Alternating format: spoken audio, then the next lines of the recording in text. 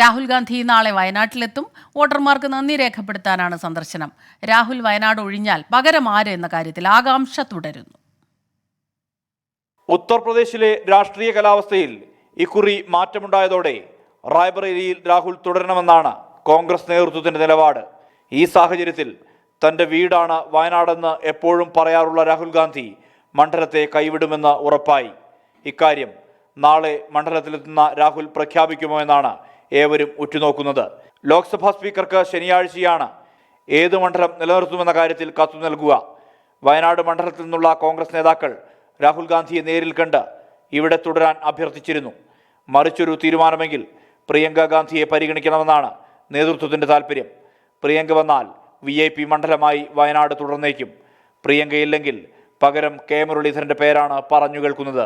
തൃശൂരിൽ 3ലേക്ക് കൂപ്പുകുത്തിയ മുരളീധരൻ നീരസം പ്രകടിപ്പിച്ച് മാറി നിൽക്കുകയാണ്.